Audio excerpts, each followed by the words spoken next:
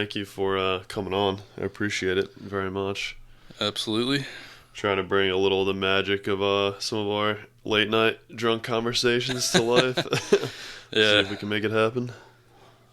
Yeah, we've been having them for I don't even know how many years, but Hundreds, yeah. maybe thousands of years. Probably across lifetimes. Yeah. Yeah, I wonder if that's real often. Like multiple lives as a human. Yeah. In a more linear sense, I guess. Because what I kind of believe is like everyone is everything all at the same time. Like it's just there's one life force or energy that kind of embodies all of us and we're all like aspects of it, but we might not get to like experience each life individually, or like the part of us that's us, I guess, might not get to. Yeah, it's weird because like, I don't know. some people think that like you'll experience every life that there is because we're all like connected, but I feel Right. like that's, I don't know, that would be a lot. Like, but yeah, I think that for sure that certain people you meet in your life, like their souls will link up in, different lifetimes. Maybe not as... So like you think the same soul's getting recycled? I would like to think so. Like, I mean, obviously, you can't really remember shit that happened to you in past lives, if that is a thing. So but... yeah, some people claim that they can. Yeah, well, that's true. I guess there are ways to tap into it, but you can never really prove that. You ever see like the Terrence Howard on Joe Rogan episode? Yeah. Yeah, he claimed that his first memory was in the womb. Him being in the womb saying to himself, don't forget who you are. Don't forget who you are. Like over and over again. That's like his first memory in life. That's what he claims anyway. Yeah. I don't know if it's really possible like to no way remember back into the womb, but right. He is an extremely intelligent guy. Yeah, he is. Weirdly enough. Yeah, some of his ideas are out there. Yeah. He is a very like individualistic thinker. Like he's come up with some crazy ideas, and if they are real or true, then I mean he could be onto something. But yeah, I don't know. But yeah, I think as far as living multiple or like infinite lives go, I feel like I don't know if that would be heaven or hell. Like that might be the worst experience ever. Yeah, I mean, some lives would definitely suck. Like if you get tortured or something, or if you to live as every single sentient form of life ever, even human or not, like even on other planets and not. shit. Like if there's other intelligent life out there, which it's a lot of suffering to go through. Yeah. But a lot of like I could see it being true just because if there is a God, and it's like I don't know, maybe to become the ultimate being you have to go through every single possible stage of life that could ever possibly exist. Because then what else is there to experience? Like if you've experienced everything, then you probably have to be God at that point. Yeah, I mean, I guess that kind of goes along the lines with like what the Buddhists believe a little bit, where you kind of just keep going through these cycles until you learn what you need to learn, and then you become like a divine being. And then is it like, do you get to start another universe, or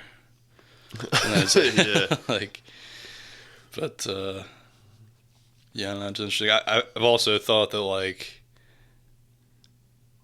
intelligent beings, or even just like any living being, is like a means for the universe to like learn about itself. Right. So it's like you think about what the purpose of it all is. It's like maybe it's just trying to learn different aspects of like what this whole thing is. Well, have you heard the theory that there's one consciousness, right? Only one, and it knows all. It's all powerful, right? It's literally God itself, but within that, if you know everything, you've already experienced everything, then there's nothing else for you to experience. So life, it would be essentially meaningless. Like there's nothing left. So God makes itself forget and then goes into these life forms to re-experience everything, because that's the only. And it almost makes it sound like insignificant, but it's like that's the only thing left to do. If you've already experienced everything, the only way to get any enjoyment out of existing is to make yourself forget and do it again, to relive those moments. Yeah, I thought that was pretty insane. Yeah, and maybe we're each of us is part of that like bigger entity. You know what I mean? We're all connected to it. But we obviously don't realize that divine ability. But it's just like, you know, I think we've talked about it before too, that like it's possible that like we could be like one cell or one atom inside of like God or like this, you know, much bigger being. Yeah, the infinitely large and infinitely small space. Like, there's no limit on either side to it. Yeah, because like the cells inside of our body aren't aware that like they make up this thing, this human body. They're all kind of just doing their own so individual job. We could be doing the same thing. We're just one tiny atom of a cell in the grand scheme.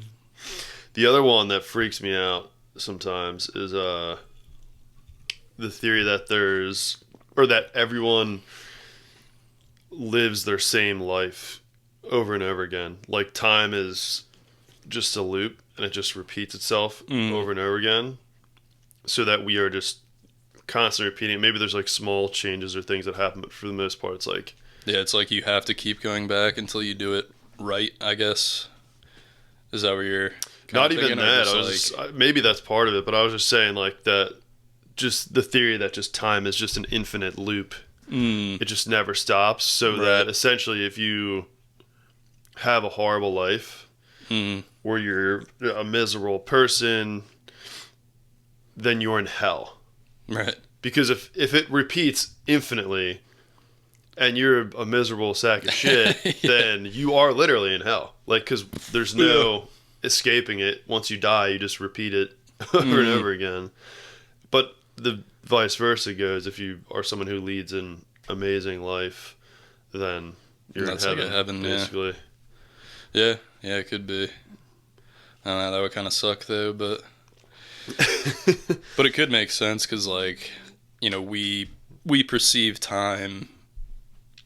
I think everything's perception of time is like a little bit different, but I think that if you know, outside of this physical realm, time is like kind of irrelevant, or it's like the past, present, and future are kind of happening simultaneously, so that would kind of help explain if, like, you know, you get to live multiple different lives. If it's somebody like thousands of years in the past, you know, it could be possible. Yeah, I think our understanding of time is like super, super limited. Like, we think of it as this linear path. Right.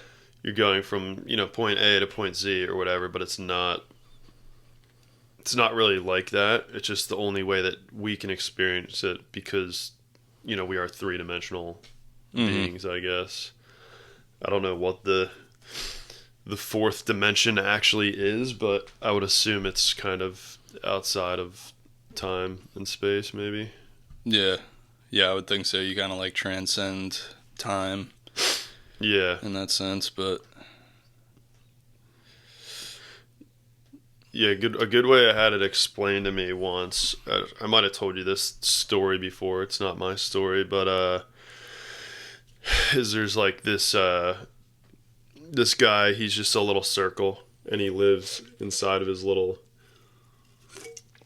square house in his 2D world. He lives on a flat plane, so he's in this fully two-dimensional world. And one day he gets home and walks in his door. He's sitting in his living room, and this giant like presence starts appearing in his room, but he can't perceive what it is. He's like, Yeah, because he can literally only perceive a two-dimensional world. right, and he's like, and then someone starts talking to him, and he's like, hello, like, who is that? And he's like, hey, I'm Mr. Ball. And he's like, it's dumb, like, it's a dumbed down like way to explain it, but he's like, hey, I'm Mr. Ball. And he's like, where are you? He's like, I'm right above you. I'm just sitting like right on top of where you are. And he's like, what do you mean above? And he's like, I'm just above you. You're right below me. He's like, what does below mean? He's like, I don't know how else to really explain it. And the circle's like, well, he was like, you're either in front of me, behind me, or to my left or my right. Like, there's no other option. And then Mr. Ball's like, all right, let me bring you somewhere to show you what I'm talking about.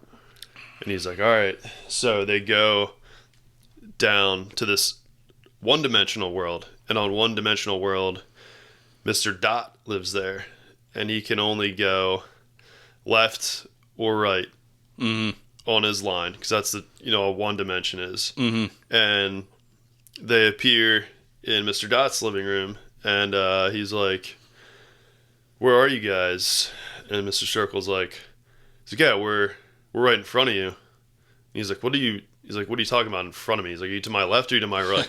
Like, he's like, no, we're right in front of you. Like, we're right here. Why can't you see us? And he's like, I don't even know what the hell you're talking about or what that means. And then it clicks for Mr. Circle. He's like, oh, I can't perceive that dimension because it's a dimension beyond what I can even perceive. Right. And I think that that's the same goes for us, right? Now there's all these theories of four-dimensional beings in this four-dimensional space that apparently is proven now to exist, but we can't really perceive it because we're not meant to, I guess, or we just don't have that capability to even grasp what it would mean. It's pretty insane. Yeah, that's weird. Because, there could be other higher dimensional beings, like, around us at all times. We just can't really interact with them. But then I feel like from that story that you were describing that they would be able to interact with us. Right. We just really wouldn't know, like, would we not realize it, or would it just be, like, one of those things where it's like, you see a ghost, or you think I think you could realize it. You just don't know exactly what's happening or how they are. You would have no way to like describe it or really like perceive it, because right. You might be able to like feel a presence or something. But also, if there's like four-dimensional beings, they might be able to like be in the three-dimensional and interact with three-dimensional space as well. So it could be like where you can see them. Like, dude, I had a dream like a week ago, and super weird. I like shot awake, and to like the right in front of our bed is the closet's there, and coming through the closet, like kind of floating through the closet, but like walking, was this like super tall, like alien looking type of guy. And he was like seemingly naked with like little kind of wisps of hair on the top of his head. But it was like super extremely detailed. And I don't know if you've ever had like sleep paralysis or anything before, where you like see a demon or something like that in your room. Like a lot of people experience that. Yeah, no, I haven't really had anything like that, but since you brought up the topic of dreams, I do remember like when I was super young, like I don't know, maybe even like 4 or 5 years old. I still remember this. I would have this like recurring dream where I would wake up, I guess, wake up in the dream, but I'd be like in my bedroom. Exactly, yeah, same exact thing as and I would see like this portal open up on the wall, which looked it looked like you know when on your TV like that static. Yeah. On like the old TVs, yeah, it would look like that, and it would always like freak me out, and then I would like wake up. But then the one time I was like, all right, if I have this dream again, like I'm gonna go through the portal and see like what's on the other side. And I remember like I didn't fully go through, but I like stuck my arm through, and then I like woke up, and then never had that dream again. Damn. Which is weird. Like, so I still wonder to this day, like what was on the other side of that portal. I've just never had the dream again. But dude, that's I don't know if we talked about this before, because this was only one time for me, but when I was really little, I had like Lyme's meningitis. It was like Lyme's disease that I guess turned into meningitis because it got so bad or something. And I also had Kawasaki, which is like something that younger kids and babies get that it's like really deadly. But for whichever one of those it was, I was on this medicine that they would come give me. Mm-hmm. And I guess it made me like kind of loopy. They would call it like the happy juice. It had this little like smiley face on it thing that would go into my arm.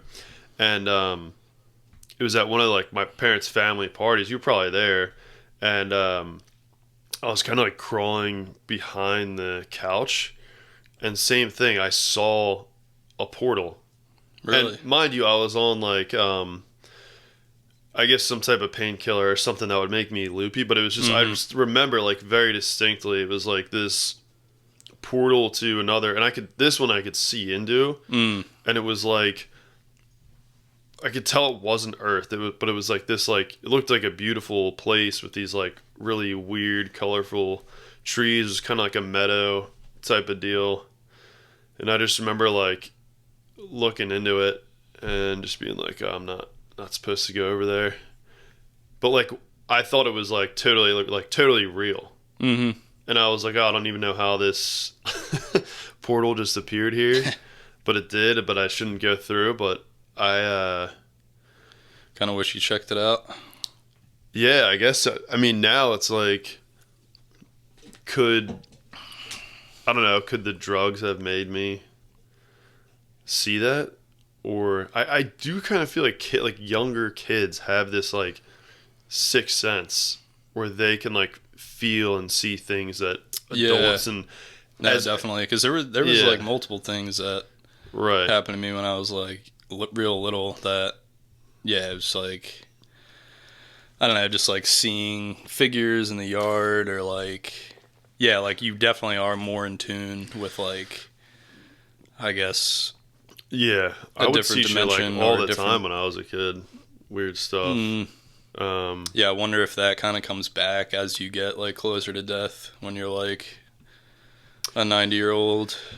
Yeah, I saw something recently where it's like people in hospice care, like who are dying. I'll butcher the numbers, but it's something like this where it's like 90+% or something of the people on hospice care in their final days of death start seeing visions of people, and it was like 98% of the visions of the people they see are people who are already dead. Like they don't really ever see, they're not really hallucinating like random people or like people who are currently alive who aren't there. They're seeing like the deceased already. Right. So I don't know. Maybe there's like a scientist that'll explain the reasoning away for that. But to me, that's pretty. Yeah.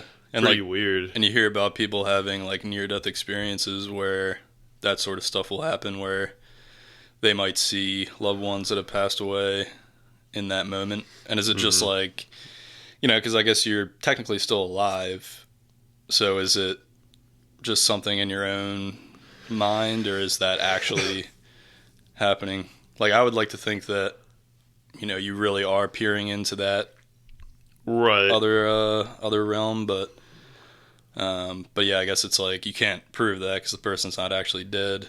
So it's like, Yeah, from like a religious or spiritual point of view, there's probably a lot to like unpack there, and you can find reasonings and everything for it. But then there's, I'm sure, a lot of people that would say there's scientific reasons for that. Oh, you're dying, you're starting to go out of it, and but I don't know. I kind of do. Maybe it's me just wanting to think it's true, but I kind of do believe there's something to that. That you are maybe seeing into the other side a little bit. Yeah, and I've heard of ones where like it'll be a couple that like gets into a car accident or something, and they both have a near-death experience at the same time, and they experience the exact same thing.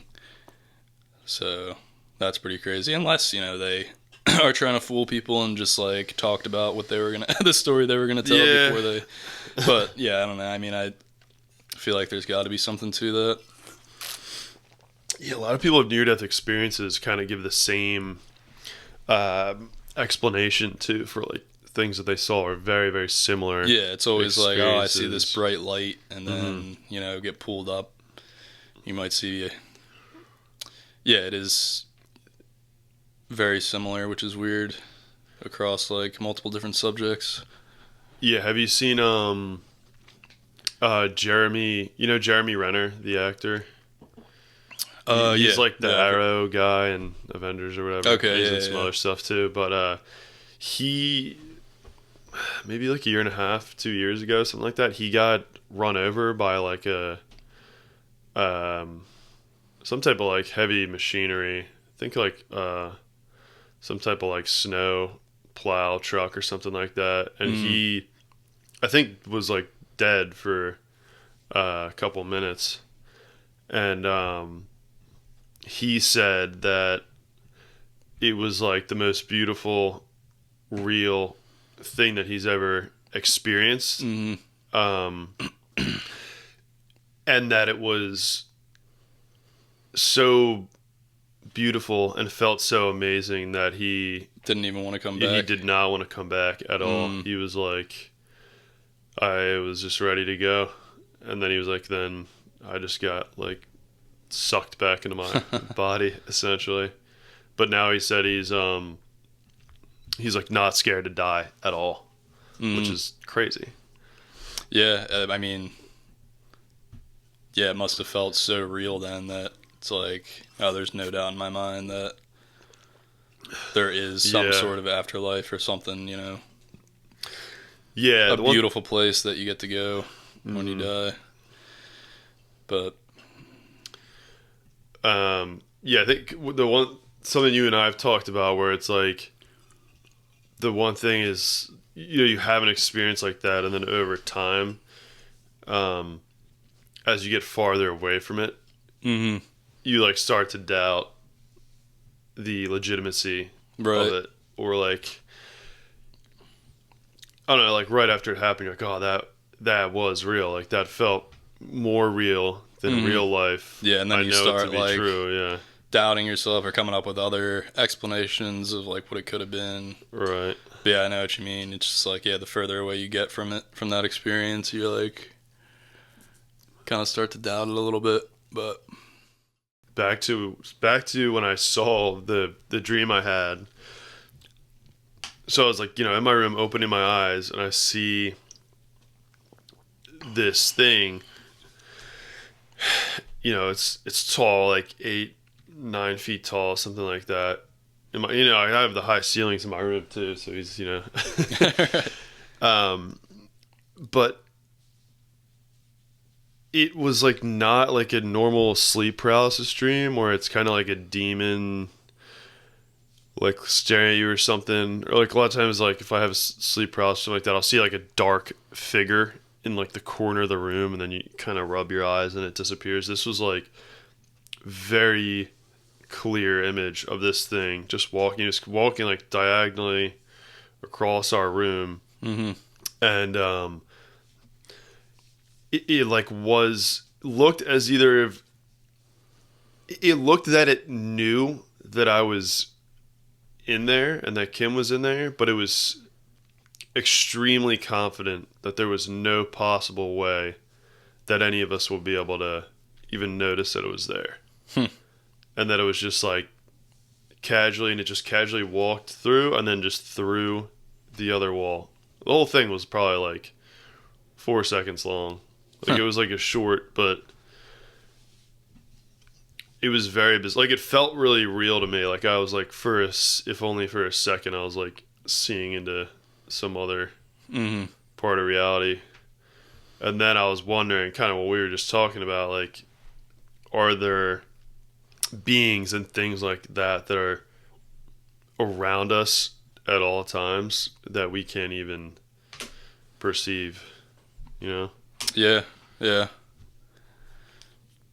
Yeah, and if that thing thought that you guys couldn't see it, like, those beings must know that they're existing in this higher dimension, that they know that we're only three-dimensional beings, so they're like, they can't Yeah, I mean, can't interact, but occasionally I guess we can, because, like, I don't know, I think we still have that connection to, like, the divine. So, like, even though we're in this earthly realm, sometimes we can tap into those other dimensions because, like, we came from that. And so it's like, yeah, even though we can't experience it now fully, it's like there are ways to tap into it. I think through, like, meditation, or, you know, different psychedelic experiences too that people have had. They, you know, will claim that sometimes they see other beings or other things. So it's like, I think there are ways to tap into that, because we once were, or still are, kind of connected to it. yeah. Yeah, I think it's too, like, the experiences are too real and almost weird and, like, detailed for it to be just written off as, like, oh, it's all in your head or something, you know? And I think, I don't know, I think if you could boil it down to this is all happening just in someone's brain, like their brain is fully creating this. I don't think that really means shit, because to me that would just be like, okay, then what's our brain able to tap into, right? Like, what's the other new big theory is like that everything only exists because of consciousness, not the other way around. Like, the material world exists because of consciousness, because it's being perceived, rather than we exist because of the material world. Right. Yeah, I've thought about that before too, where it's like, you know, is consciousness kind of just this thing, this energy field, or just web that kind of like flows through the universe, and we're just like tapping into it. You know, and different, depending on your brain size or like its capabilities, like you can tap into like higher levels of it. But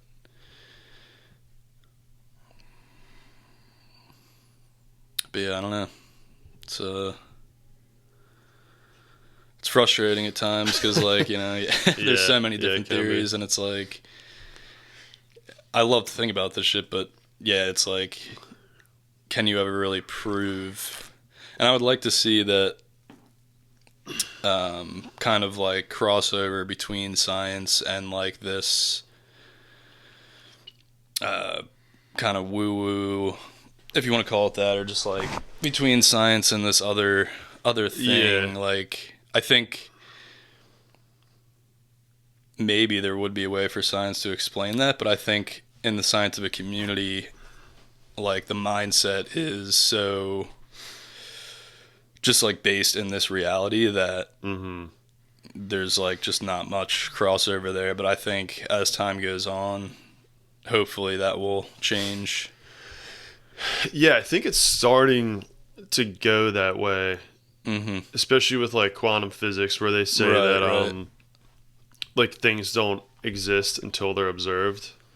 That kind of goes along with like the theory of what I was talking about, like consciousness creates, matter, not the other way around. Mm-hmm. Where that's the current like accepted fact of the matter, I guess you could say, in science is now that like things don't exist until they're observed. Like there's like the like particles and waves Mm-hmm. experiment, I guess, where the what is it, like light or something Yeah, it was doesn't. like the Schrodinger double slit experiment where it's Mm-hmm. like if you shoot electrons at this metal plate and there's like two slits in there, and if you're observing it, then it'll behave as a particle, but if you don't observe it and then you check the disturbance pattern on like whatever they have behind Right, it on to like whatever it measure hits it, at then the it's end, like behaves as a wave. So it's yeah. like, Right. and one of the theories is, I guess, with that is like there's a wave function, and the wave function is constantly changing. It's constantly it's like a probability field, Mm-hmm. but until it's observed by a human or anything, I guess, that is conscious that can observe it, that collapses the wave function, and then it becomes fixed in like this reality. Into a particle. Yeah, Yeah, it's but insane to even think about. so it's like anything that you see maybe doesn't even exist until you see it. Right. Yeah, there was something else where they were looking at like far off planets or star systems, and Mm. they were somehow saying like something with like the light hitting them, where it was like saying that the light I don't know how they like proved that, but they're claiming the light didn't hit it until they looked at it, essentially. Wait, what are you saying? The They're, I'm butchering this. I feel like I gotta look it up. Um,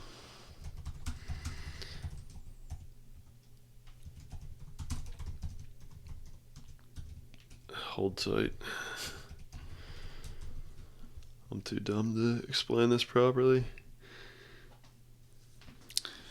yeah, I mean, quantum mechanics is just an insane thing. Yeah. I took like a physical chemistry course in college, and I yeah, it's just so hard to grasp. But it's interesting to think about it from a like a metaphysical standpoint. Mm-hmm. But I guess somebody who really like, I wonder if you really understand quantum mechanics. Are you like I wonder how those people think. Like, do they think that these metaphysical things are going on with it, or are they trying to explain it in like a more scientific way? Yeah, I think some of them go towards like simulation theory, right? And Right. that we're Yeah. like all inside of a giant computer or whatever, but Mm, you don't really see them go past that a lot, and that's probably because they are like they're anything past that is not like measurable. We're kind of just right. like Yeah. guessing or conducting thought experiments or whatever. But Hmm. it is interesting to me where it's like, okay, if this is a simulation, it doesn't really change any of the same questions that we have about existence and why we're here. Like, Mm. say we are all on some guy's computer in his basement. I don't know, some alien guy, I guess, in another world, and we're all just this one tiny little simulation. Then what's in that outside world beyond this? Like the same question applies for that world. Right, And yeah, like is that world simulated? And then is that world, so like how far out does it go before you get to the, right. because something has to be real. It can't all be Yeah, it can't simulated. all be a simulation. And if it is, then you still have the same God kind of question that you had before. Right. Like, is that the only thing that's not simulated? This, like, God being or right. whatever, but...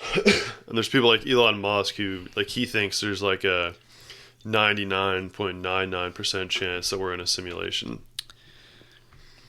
Yeah, I'd like to see where he's getting that number from.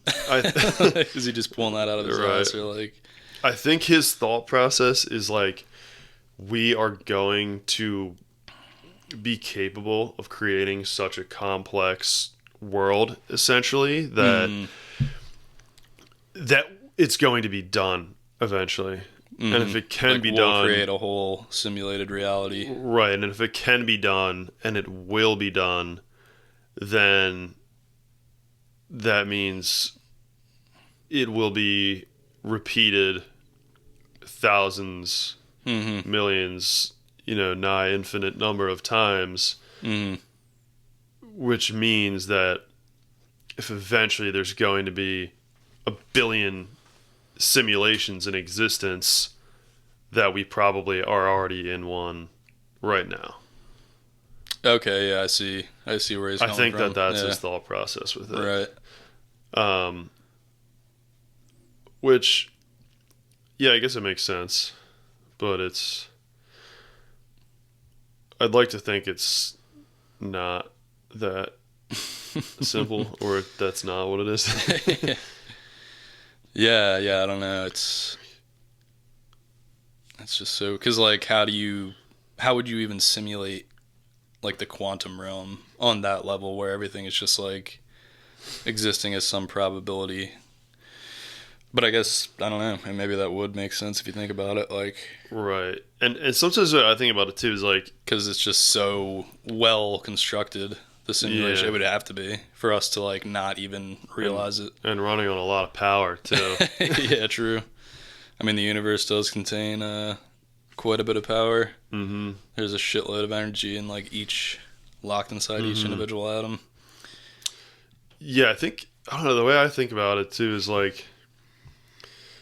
or sometimes at least, is like maybe it is a simulation, but it's not in the way we think. Like maybe at some point down the line, us or another civilized species will get to the point where they can create computers with like biological like components to them, right? Where like be like, oh, we're a simulation, quote unquote. Maybe our universe was created by something or someone, and it's simulated. It was all there was some type of intelligent design, but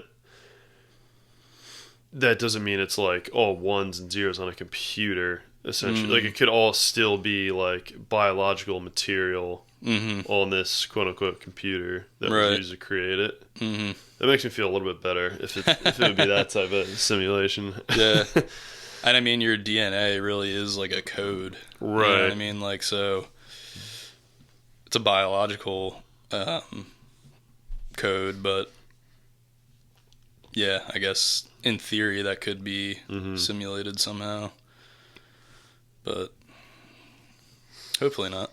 Yeah. And like, I don't know, with like quantum mechanics and stuff, I don't even really understand. Like the Schrodinger's cat, I think is like the original one. Where it's like something with like the cat in the box exists and doesn't exist at the same time. Fully at the same time until you open the box and observe the cat. Right. I'll pull that one up. Yeah, I've always struggled to like wrap my head around that one, but yeah, I guess it's like nobody or no thing saw the cat getting into the box, and then the reality of the cat's existence doesn't really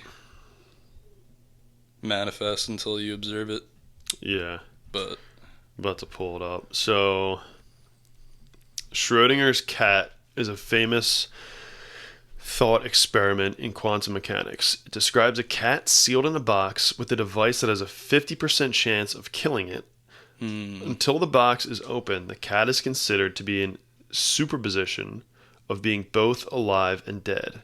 According to Copenhagen interpretation of quantum mechanics, the experiment highlights the strangeness of quantum mechanics and the concept of superposition, where a quantum system can exist in multiple states simultaneously until measured. Well, I don't really know what superposition means either. I guess it just means something exists and doesn't exist at the same time. no.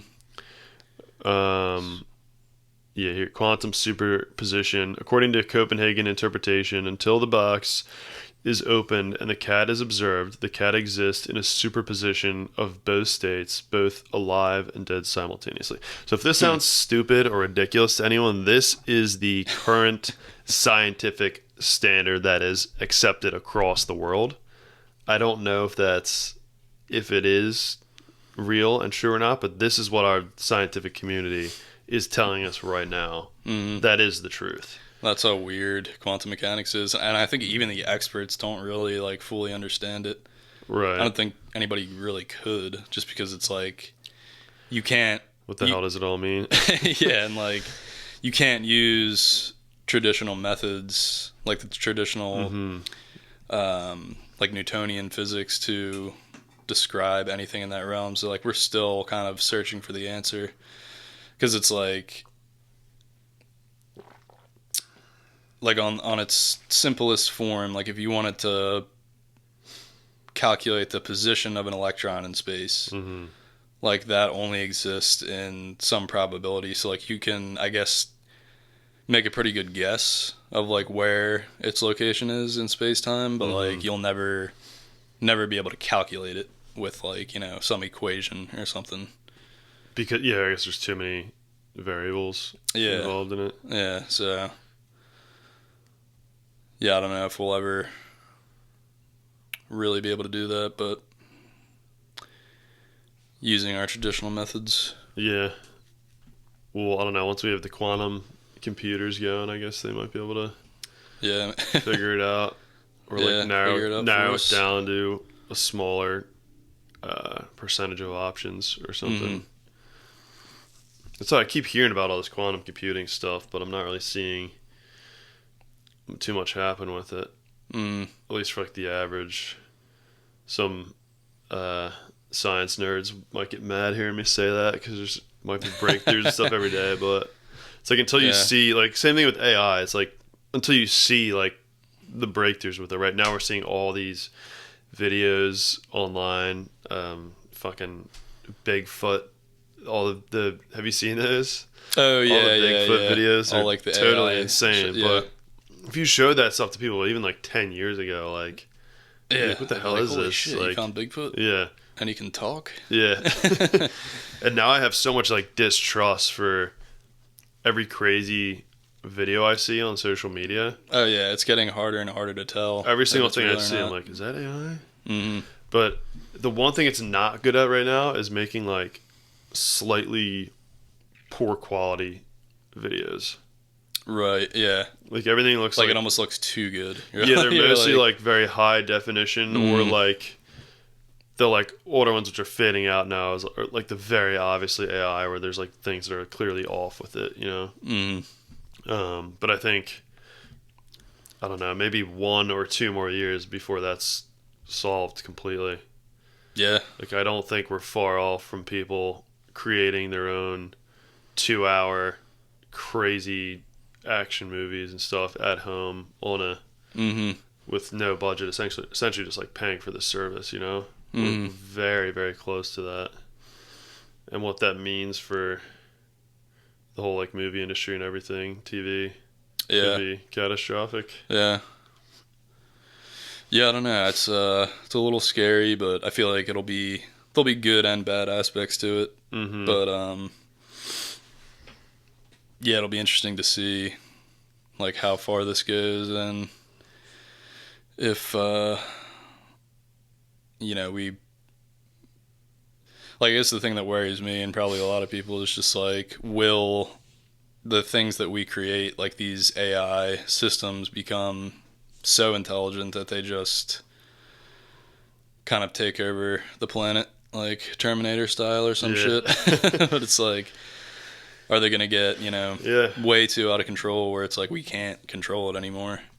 That's the singularity, where an AI model becomes so intelligent that humanity's greatest minds, or like the collective intelligence of humanity, can't even compare to it anymore. It's 100 steps ahead of anything that we could possibly think, and it's already accounted for all of those outcomes if it's going up against us. And that's, I mean, there are other people like, Musk sounded the alarm bells on it. Other people, there's all these companies. But even he has said that, like, 60% or 70% chance that it'll turn out great, and 30% chance that it'll be like hell. Yeah. Those aren't that good of odds. That's like kind of scary odds. Yeah. Yeah, it's there's all these like companies creating these AIs, and they're all in this like mad race to create the best one. And I guess it's going to be really interesting to see what happens with that. Like, there could be some AI wars or something, right? Where like literally like these AIs are attacking and trying to like either like eat or consume each other, like pull them into their own system or something, Or you could have multiple AIs get together, decide to work together to take over, I guess. I don't think we're far off from seeing an AI topple a government somewhere. Right. Like, it could start with a very small government of a country, but like it could happen, man, like pretty quickly. Yeah, and I think if another country gets there before us, then that could be like the fall of us as like the United States as a superpower. Yeah, luckily we have like a lot of U.S. like, companies. Yeah, I mean, everyone's working on it, but I feel like that will really be the next frontier, big thing. Yeah, the next frontier. So whoever super intelligent it first is going to be in pretty good shape. Yeah, I agree. I think it's super intelligent AI coupled with quantum computing. And then, there might be AIs like running things to an extent, like running, like the ideal scenario, right, is like you have an AI, quote unquote, running things for us. We're running all our decision making, like as a country, strategically through it, and then it's just popping out answers and advice to the humans that are in control, making the decisions. That's the good 60-70% that you saw. The bad 30% is it finds a way to totally take over, and good or bad, we can't stop it. Like, maybe it would take over and be way smarter than us, create a perfect system where all humans are living in harmony. Yeah, like it could, come up with like the best system of government, and we could have like some worldwide government, and and that could be a really good thing if you kind of take the human and like emotional aspect out of it, and just have a system that's like purely for the betterment of like mankind. But I think you're always going to have some human trying to put their input in or try to control what's going on. I guess it depends on how powerful the AI gets, but yeah, I think what's so scary about it, and what a lot of people recognize so scary about it, is, say you give it the prompt, reduce human suffering as much as possible. The AI could logically come to the solution that to end human suffering as much as possible, it needs to delete us from existence. Because there will always be suffering for as long as humans exist. We will all suffer. Right. Our life and existence, all of our lives is suffering in some way or another. So it could just come to that decision. Okay, if I get rid of them all in the most humane way, I don't know, gas them out, put them all to sleep, then they won't suffer anymore. Yeah. And I'm completed. I will have completed my task, and that's it. And it could be hell bent on completing its task. Yeah. Yeah, it's definitely a very real possibility. So. All right, I think I need to pee, and then maybe get one more drink, and we'll finish it up. So we're back from the pee break. We got another drink. We're gonna switch up the topic slightly here. I wanted to ask Ben. I probably never really asked you this before. So Ben is a chemist and scientist, chemical engineer. Did I miss anything? Is that a fair description of you? Fair assessment. Yeah. What made you want to do that? Like, for me, chemistry was like, I don't know, I feel like I struggled with it in school, like in high school. I never really did any of that in college or anything, but in like high school at least, I feel like I struggled with chemistry specifically. I failed. Maybe it was partially my teachers, or partially my mindset of like not giving a shit at the time, but I failed to maybe fully grasp it and to like be fascinated with it. I think it's cool now because I feel like pretty much everything in the world is chemistry and physics. Like it all. Yeah. And I guess math, but math is a part of all of that as well.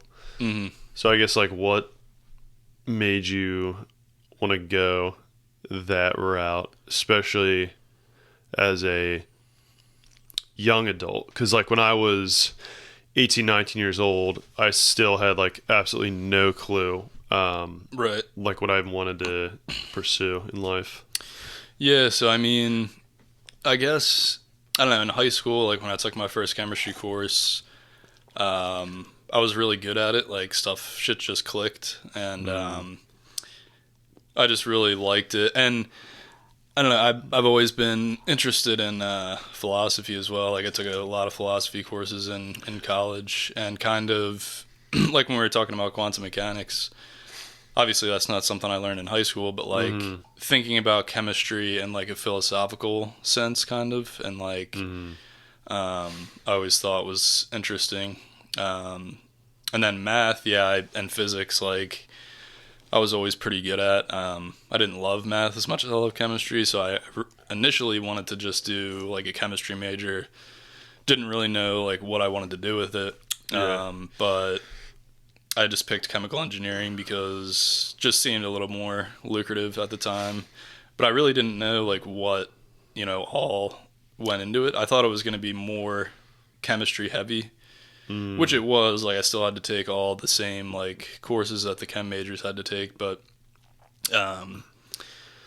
once I got into like the core chemical engineering courses, I didn't realize like if you think about chemical engineering, it's kind of more focused on like the large scale processing of chemicals on like a manufacturing scale. So like being able to design different processing equipment based on the chemicals that you're trying to produce. So you kind of have to understand both, where chemistry is, more focused on like the small scale stuff that you can't really see.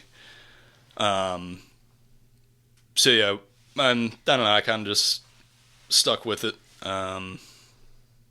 Still didn't really know like what I wanted to do for a job after I graduated, but I just knew that I liked that stuff. So, decided to just keep with it. And then now, like, my job is pretty cool. It's not something that I ever would have thought I would have ended up doing.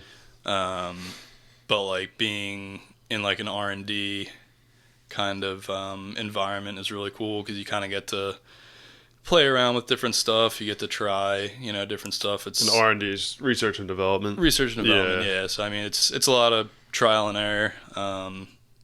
Certain things, you can predict on paper how a reaction is going to go, but until you actually try it and like test the properties, you don't really know how the end product is going to perform. But I guess basically, like for my job, like we make water and oil repellents mainly for like textile and paper products. So that type of chemistry is like I'll do it's called an emulsion polymerization. So like you take your monomers, your starting materials, mix those together in water. But since those are like petroleum based starting materials, you can't. It's like an oil and water mixture, so they're just going to separate. So you have to use heat and pressure to kind of force those together, two solutions together. Yeah. And you basically create these. So you'll use what's called a surfactant, which is just like a soap. You can think of it as like a soap that kind of forces these monomers, like the reacting groups, into these little bubbles. So you have like these thousands or millions of little like nanoscale reactors. So there's a little reaction happening inside of each one of these little bubbles, and as it goes, it's all these little linking groups are connecting together to make a long polymer chain. Yeah. And then how that works in application is like,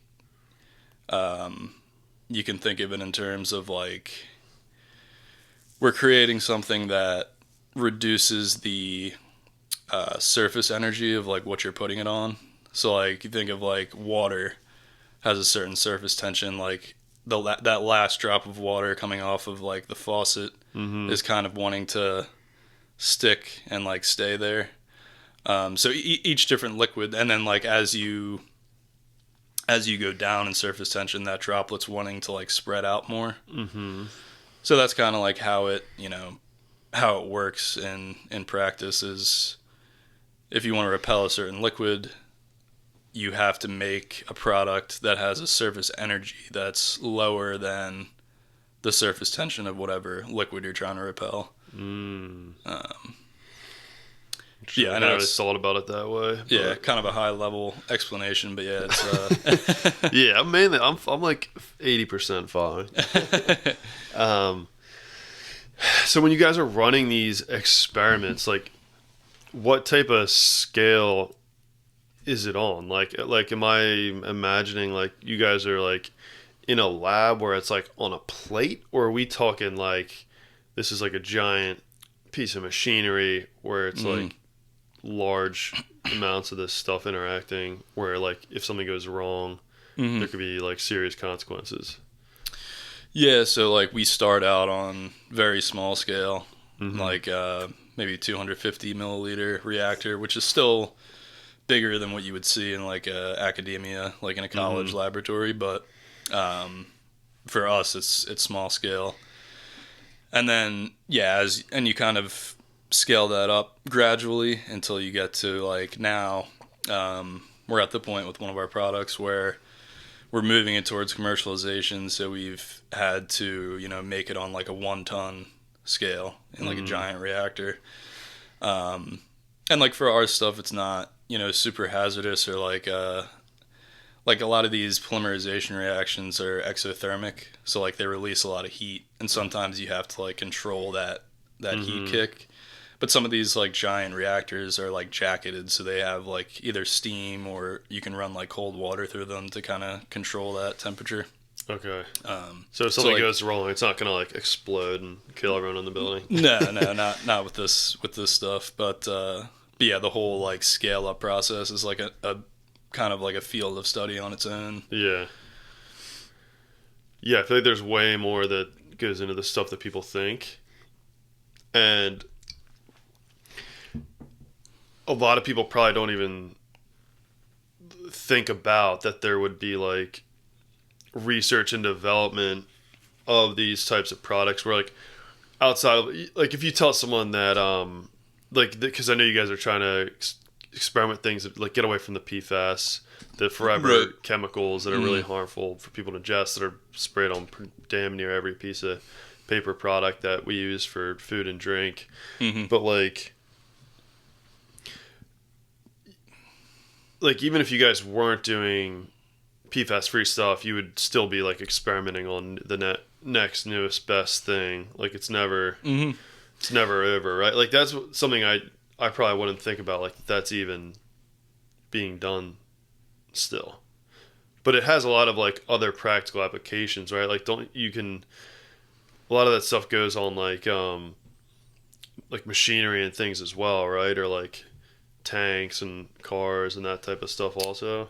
Yeah, I mean, Just slightly different like process, I guess. yeah, like, well, I guess, yeah, some of it's like automotive applications, some of it, like for military and medical stuff, they really need, and that would be more on like a uniform or like a garment still, with the type of stuff that I'm working with. But, but for stuff like that, they require a higher level of protection, or like firefighters for their you know what I mean. So that's like the biggest challenge, because for a lot of applications, like if you just have like a a raincoat or something that you just want to not get wet if you're outside, like that's relatively easy. Rubber or whatever. Yeah, and it can even be done with that. But like our products are still allow breathability, so like you're not closing up the gaps like in between the threads or the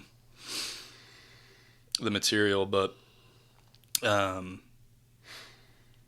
where was I going? Oh yeah, so but that's why it's like, I don't know, it's tough because I feel like for certain things like military and stuff, like PFAS might not go away entirely, because like unless somebody comes up with a better solution, because that stuff just works so well that like if you need the protection, like maybe you really need it, and you would rather not worth the risk. have like a chemical go through your clothes and like burn your skin. So it's kind of a trade-off. It's like, well, would you rather have a little bit of PFAS on there, or would you rather potentially get like your arm melted off? Yeah. Yeah. But yeah, no, so there might be some like exemptions for that type of stuff, but yeah. But yeah, I mean, it's tough to say. I think in the future we'll develop something at least close to PFAS that's relatively environmentally friendly, but it's just like, it's kind of just starting out. We're on like kind of the front lines of trying to develop something. Do you feel like new. You guys are close to finding like something stable that works like nearly as good as it, or do you guys have any products that are rolled out that are PFAS free and like healthier for you? We do, and right now, I mean, we think the best product available on the market right now. There are stuff that we've seen that's just starting to come out now that's people are working on it, so there's other products out there, but it's still not to the level of where PFAS is, and I don't know with this specific technology if it could get there. But, and the other thing is like, we think that it's more environmentally friendly, but it's got to go through different approvals, like especially for like food contact stuff, for like paper plates and stuff like that's got to be FDA approved, and so like there's still more testing that needs to be done before we can fully say like this is definitely better, safe or better than the alternative. Yeah, and I feel like a lot of people might not know like what PFAS or PFAs people call them It's in a lot of stuff. Like Yeah, I think it's like perfluorinated alkyl substance is what it stands for, PFAS. yeah. And the reason that stuff works so well is like the carbon fluorine bond is the strongest bond in organic chemistry, so like it's so hard to break that. So it's like if you're just thinking about it from like a chemical perspective, like you look at the periodic table, like that bond is so strong. Yeah. How else could you do that? And there are, I don't know, there's where there's a will, there's a way. I always say, like, Right. We have to find a way because what we're doing now, I mean, a lot of people don't know, just the Google, but if they don't still look into it, like they're really bad. And this isn't everything, like, every like paper product, every takeout container that you use, every paper cup that you put your coffee in, as soon as you heat any of that stuff off, all these chemicals get all over your food. And I mean, from what I understand, they're proven to cause cancer and other health related issues. I mean, some of them. I mean, there's kind of a misconception though, because like there's certain there's like hundreds of different PFAS chemicals, and they try to lump them all together and be like, oh, all of these are bad, even though like some of them aren't. Like some of them won't leach into whatever you're drinking or whatever. And I guess I don't know. It's just right here, there's like PFAS and PFOS is like a subcategory. Yeah, right? yeah. Are those the ones that are really bad, or? Well, like PFOA is one that's really bad. Okay.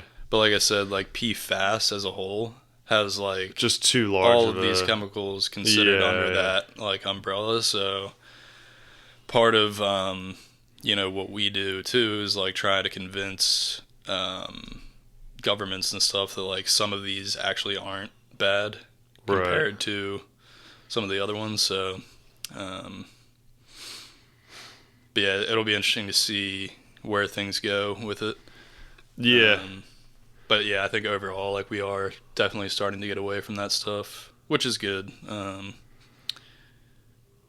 'Cause for like stuff like food contact, like you don't need that crazy level of protection on it. Yeah, I mean, so let's say some PFAS, known as forever chemicals. So some of the health risks I'm seeing here are liver damage, thyroid issues, immune system problems, increased risk of certain cancers, can interfere with the endocrine system, affect reproductive health, fetal development,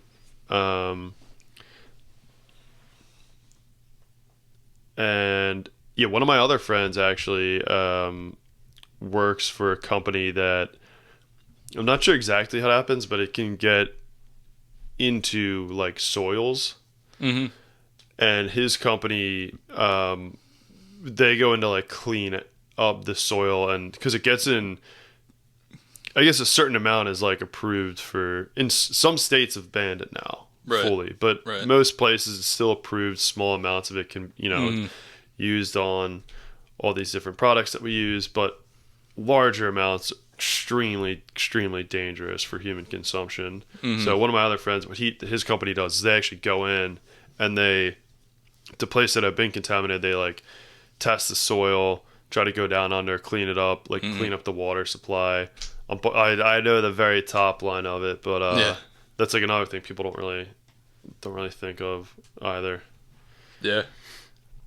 Yeah, I mean, as all these products, they get thrown in landfills and they degrade and they get into the soil and into the groundwater. And then we even do some like compostability studies and stuff to see if these new products that we're making are able to be, are they biodegradable, are they recyclable, things like that. But for certain things, like, I mean, you talk about sustainability, like one of the things we make is like a film that like one of our bigger projects was for SoFi Stadium. So we made like the that polymer film that goes on the dome. And like that is actually, that's fluorinated chemistry, but it's actually more sustainable if you think about it because it lasts way longer. You don't have to replace it. Like if you were to use glass or something else, Yeah. like you might have to replace that thing every so many years, whereas some of these things last, tens, 20s, even hundreds of years. Right. And that's what that kind of leads me into, because a lot of people come after plastic really hard and plastic products. And it's like, if you use like a plastic water bottle, which you have one right there, like you can, if done correctly, if recycled correctly, you can make that same water bottle without losing more than like 0.00 whatever percent of the actual plastic. Thousands, hundreds of thousands of times. Recreate that same, like plastic is actually very sustainable. Now, there's all the talk of like microplastics, things getting in our food, but as far as like the reusability of plastic, it's great. It's just that we don't supposedly recycle like 80% of the products that get thrown in the recycling bin. Yeah. Like the That's recycling the issue. It just ends up in a landfill. Like right. They It's don't just actually recycle it.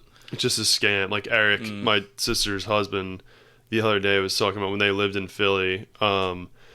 He put his recycling out one night by accident instead of the trash. And in the morning, the guy came and he grabbed the bin. He was walking over to the trash truck with his bin full of recycling, and Eric was like, yo, hold on. That's recycling. It's not the trash. And he said the guy just turned to him and goes, it's all going to the same place, man. And just tossed it right in, and then they just drove off. And he was like, all right. But then apparently, my sister was telling me that apparently in Philadelphia, like 80% of the recycling that gets put out doesn't even go to the facility. So when I'm talking about America in general, it's like 80-90% of the stuff doesn't end up getting recycled. Like, it might go to the facility and then they throw it out. But like in Philly, apparently like 80-90% of it doesn't even get there. They just throw it directly in the landfill just because they just, I don't know, they just don't recycle. Well, yeah, and like it is in most cases more expensive to recycle than to just make a new stuff, thing. Yeah, so I think that's one of the issues. But I mean, I think hopefully as time goes, we'll find ways to make that process a little bit cheaper. Yeah. But yeah, I don't know. Because we can't go back to like. I think if we went back to like all glass and replaced plastic, like I feel like that would be worse. Banning plastic shit is not like when we were just in Colorado. Remember, the like two of the towns that we were in. We were staying in like Silverthorne area, and the town that we were in did not sell plastic water bottles. Oh yeah, so like I guess that's their way around it. They banned like, it you just in can't the even town. get this. Yeah, and I don't know, I feel like that's not the answer. Like, what? I don't know. Like, it's not. I don't really get like what the objective is to create less bottles that are going out. Like, what do you think? Because like they still sell like less weight, a gallon plastic jugs. Right. They sell the larger. They sell the Yeah. larger ones. I guess the argument is like all the small pieces of plastic.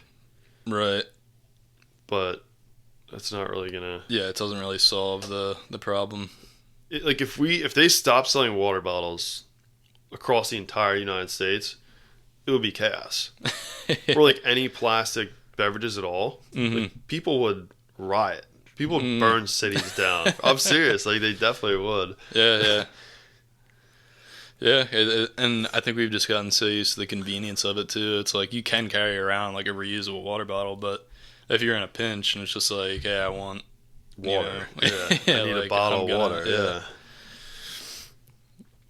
But until you come up with a better solution, you can't be like coming up with like crazy regulations on stuff like that. Like that's just gonna piss people off. Yeah, yeah, I know, and I hate when that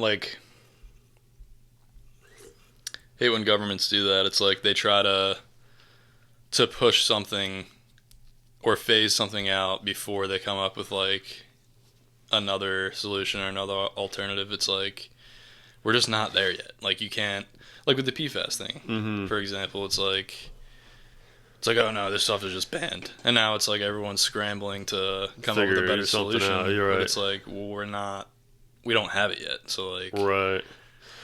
The same, yeah. I mean, it's a virtue signal, is what it is. It's look how great we are. Look what we're doing for the environment. Blah blah blah. Yeah, and I guess in a way, like maybe you need to do that to force people to come up with a better solution, because otherwise, like, what's the point of trying? Yeah, but like New Jersey, for example, like they banned plastic bags in grocery stores. Right, a few states have done that. But then, like now, now it's like you have to bring your own bag, or the grocery store charges you, right? Which is kind of like another scam in itself. Like they're just charging you 10 cents a bag after you just bought $300 worth of groceries there. It's like a lot of that stuff. I have serious doubts that they care that much, that they want to help us all out. And right. I don't necessarily buy it. Yeah. Like I get because plastic bags are made out of polystyrene, right? Polystyrene, I think, is the plastic they're made out of. Plastic bottles are polypropylene. Yeah, either polypropylene or polyethylene. Usually, I think. Yeah, I only know any of this because I, for 9 months, worked for a packaging company where I was taught all the different types of plastic and materials and everything that were used. But I don't want to make it sound like I want clean air, I want clean streets, I don't want trash anywhere, I want clean water, all of that. I find it sometimes I don't believe these governments people are being genuine when like China and India are creating like 90% of the world's air pollution and trash pollution. Like water, the oceans are filled with garbage because of these two countries. And then put like stricter regulations on us, which sometimes have no real effect in the grand scheme. And those guys will just like ramp up their stuff. It's like, what are they doing to, create a better environment when they're the ones that are doing most of the damage? Right. So like, yeah, I mean, kind of give them a free pass too, like because everyone's kind of too scared to threaten China. Yeah. Yeah, it's funny. I mean, and China will be the last ones to ban. Oh, 100%. Like, yeah, they will be dead last to ban anything. Yeah. They might never. They probably think it's great because they're like, everyone's just going to come to us for this stuff. Right, now, exactly. You can't get it anywhere else. Yeah. But, yeah, I don't know. Yeah, it's unfortunate. I mean, it'll probably take some like crazy catastrophe for things to like really change. Yeah. Unfortunately, it's like a slow burn catastrophe, right? Of like water slowly being poisoned, marine life slowly dying. Yeah. Microplastics in our water and whatever other garbage is in there. Like it's such a slow burn. It's things that affect your health, the air, quality. Like it's things that affect you over a slow, long time. Then people, get cancer or whatever other diseases and health issues, chronic health issues that they have from it, where you can kind of pin it off and blame it on other things, I guess. Right. As opposed to like a nuclear power plant exploding and like Chernobyl, that's like in your face, like, we have to do something here. We have to make sure we have safer regulations with this stuff. Mm-hmm. The Have you ever watched that documentary? Or I guess it's not a documentary, show? but the Chernobyl show. Yeah, we watched that kind of recently, Kim and I, actually. That show was crazy. Dude, the Russian government is out of their minds for how they handled that. Oh, yeah. Like, complete... They're like, no, everything's fine. Like, don't worry about it. We're good. Complete incompetence and... I don't even know what the other sinister motives, like... Oh, yeah. They just... They knew... They tried to sweep it under the rug, like, as much as they could. But, yeah. But, yeah. It was so bad that, like, they couldn't... Yeah, at a certain point, they had to stop denying it. Mm. But at first, it was, like, clear at first, they, like, didn't... They didn't really understand. They didn't know how bad. Yeah, it was. They just knew it was, like, bad. Given the one scene where the two guys are talking, and, he's like, give it to me straight. How bad is it? He's like, what does he say? He's like, we'll both be dead within 3 years. Yeah. And he's like, oh shit, like that's kind of bad actually. It's really bad. And then they got in like I assume most people know what Chernobyl is, but they're nuclear power in what 1990. When that happened, I think it was like in farther the back 80s. Yeah, I think it was like in the early 80s. I want to say like maybe 83 or something. Their nuclear power plant exploded, and it was really bad. Horrible radiation poisoning. Everyone in the surrounding towns and cities died. Caused horrible cancer, and for many people, I mean, the radiation poisoning is like really, really horrible death. Like your body is like dissolving literally, from the inside. That must be one of the most painful ways to go. Yeah. Thousands of cases of thyroid cancer, hundreds of thousands of people evacuated. I forget how many people died. I don't think you can actually get the exact number because it's like so hard, and they try to cover it up so much. Yeah, you might get like a number on the more immediate deaths, but like, World Health Organization projects 9,000 cancer-related fatalities. And this is still the Chernobyl one? This is specifically Chernobyl. I thought it was like even more than that. Yeah, it had to be more. It was... Maybe not like immediately, but... Yeah, maybe I'll add a couple blips and blurbs to this, but I thought I was sharing my screen there, sorry. But yeah, it was insanely bad. All the people, there's a scene in the show where, after it explodes, there's like ash falling.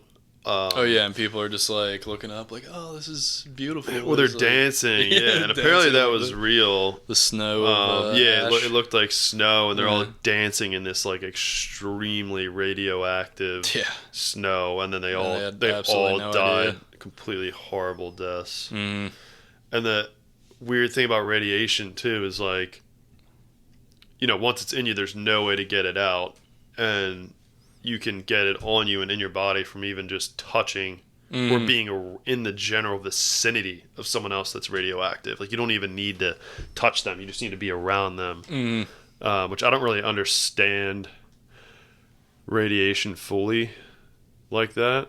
I know enough not to fuck with it, but... Yeah, I don't have like an in-depth understanding of it either, but, I know, like, people always freak out when they hear it, like, oh, radiation, but it's not all bad. Like, there's some forms of radiation that are actually... Because there's, like, radiation around us at all times. Yeah. Right. So, I mean, we're constantly getting bombarded from the sun. Right. And obviously the magnetic field filters a lot of that out, but, like, not all radiation is bad. But obviously when you got a nuclear reactor with a super unstable atom, it's no good. But, Yeah, and how like the head scientist like handled it terribly as well. Like he was in total denial of what was happening, and the guys like reported multiple times that it was, I forget like what the meter, like how they measure it, but they like knew it was horribly unreactive. Yeah, he was like, go in there and check the core. And the guy's like, I'm not going in there, dude. Like, the core has exploded. Like, yeah, he was like, oh yeah, right. He's like, there's no more core. It's gone. And he's like, no, he's like, that's not possible. Yeah. Like, you fucking idiot, basically. Right. And then I think the guy went in anyway, as to not like lose his dude. I would have been out of there. Yeah, it's like, screw your job at that point. I'm not trying to die. I mean, that guy probably didn't fully understand the dangers, the consequences either, of what he was gonna do. Yeah, totally insane. Yeah. Well, yeah. Just dove right into the darkness there. We can call it soon. That's probably a good place to do it. Yeah, I felt like that was a pretty good conversation. Yeah. Do you have any final words to the people of Earth?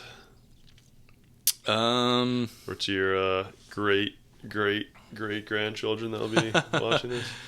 True, yeah. This will be around for generations. Yeah, I would just say stay positive. You know, I try to be as optimistic as possible. I think a lot of people overreact about things that haven't even happened yet in the future, and